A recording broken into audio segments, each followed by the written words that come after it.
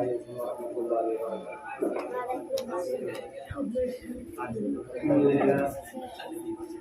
الحمد لله نحمده ونستعينه ونستغفره ونؤمن به ونتوكل عليه ونعوذ بالله من شرور أنفسنا ومن سيئات أعمالنا من يهده الله فلا مضل له ومن يضلل فلا هادي له. أما بعد أنا أريد أن أقدم إليكم كلمات عديدة في هذه المناسبة الميمونة الحاشرة حول الموضوع يوم الحرية والاستقلال. إننا فرحون مسرورون باجتماعنا وحضورنا في هذا اليوم الحاشر، وبأننا نحتفل هنا بيوم الحرية والاستقلال، وهي أن اليوم هو ذلك اليوم الذي تحررت فيه بلادنا من سيطرة الأجانب واستيلائهم، ونجا أهلها وسكانها من العبودية والظلم والاستكانة والمهانة. والواقع أن كل ذرة من ذرات بلادنا نجت وتحررت من أيدي الإنجليز الغلابة وجورهم وظلمهم. إن بلادنا الهند ونحن من سكانها، وهي مولدنا ومسقط رأسنا، بها نشأنا وترعانا. وجاء كثير من الأمراء والحكام والسلاطين والملوك إلى هذه البلاد وأقاموا عليها حكوماتهم وأسسوا فيها دولتهم وحكموا عليها، ولكن جاء ذلك الوقت الذي ماتوا فيه وقضوا مدتهم وتركوا حكوماتهم وعروشهم وكنوزهم وأموالهم وخزائنهم. كم تركوا من جنات وعيون وزروع ومقام كريم ونعمة كانوا فيها فاكهين. وكثير منهم من اندرس اسمه وانطمس رسمه من صفحة الوجود، لا صديق يواسيه ولا عين تبكيه، وليس له من يذكر اسمه.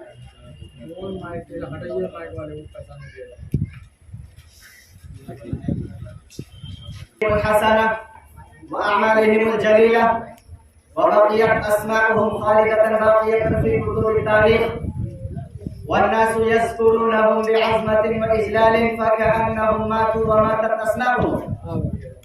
أيها الحاضرون الكرام، وجاء ذلك الوقت على أفق الهند الذي أسس فيه بابا حاكم الدولة المغولية حكومته ودولته، ثم جاء بعده همايون وأكبر وجهانغير وشاهجهان وأورنغزيب على عرش المملكة، وملكوا الحكومة والسلطة واحدا بعد واحد وكابرا عن كابر، وحكموا عليها بالرهبة والهيبة والجلال والجبروت،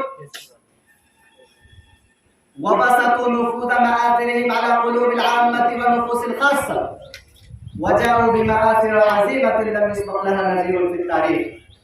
وفي عهد جهانغير حضر الإنجليز والملاك الملكية واستأذنوا للتجارة في الهند بمكرهم ودهائهم ودسائسهم وحيلهم، وهكذا أسسوا شركة تجارية باسم الشركة الهندية الشرقية، وأسسوا فروعها في ممبي وكلكاتا ومدراس، وغلبوا على أسواق الهند بهذا الطريق، وملكوا جميع التجارات والأعمال، وملكوا الأبيض والأحمر بأسرع ما يمكن.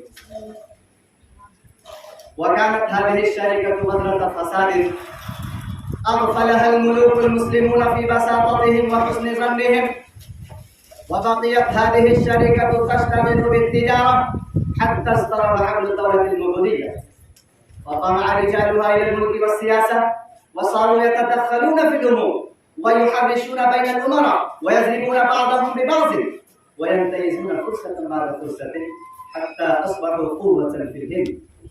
ولم يزل أمر الإنجليز يقوى وأمر الهنديين يضعف حتى أخذوا في الجنوب كرناطك وفي الشرق كلكتة، وذلك كله بمال الهند ورجالها، لم يبذلوا في سبيل ذلك درهما ولا دما من قبل أنفسهم.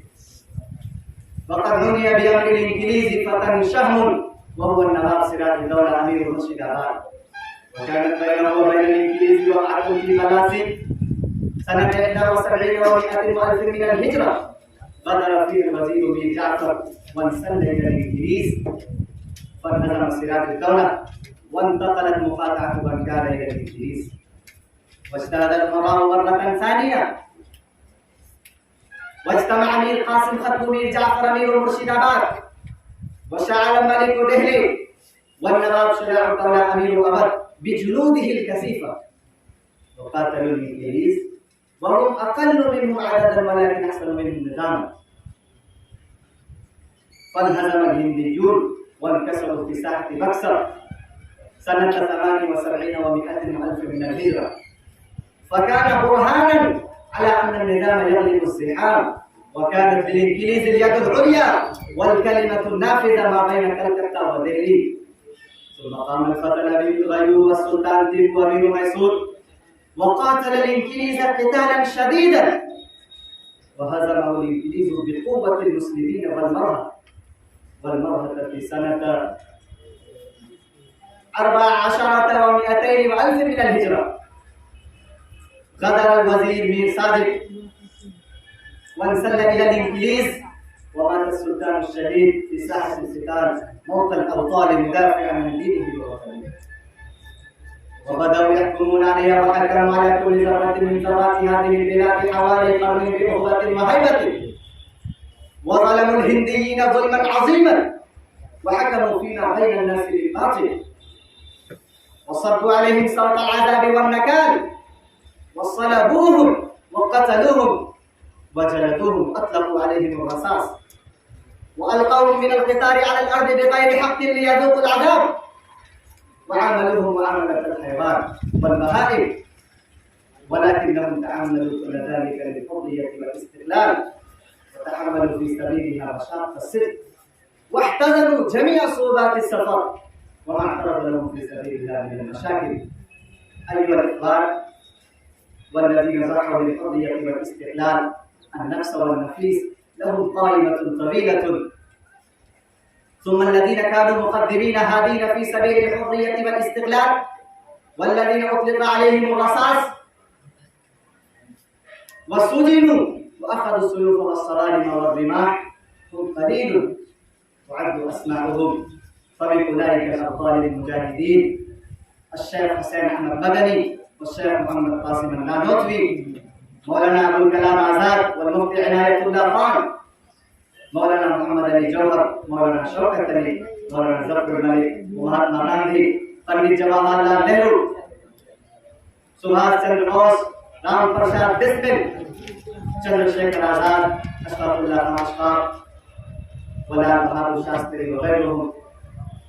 وتحررت الهند من سيطرة الإنجليز في يوم 15 في شهر أغسطس سنة 47 و900 ألف من الميلاد بتضحية هؤلاء الأبطال والمجاهدين. وتولى الهنديون زمام الأمر من ذلك اليوم وجعلوا يحكمون عليها.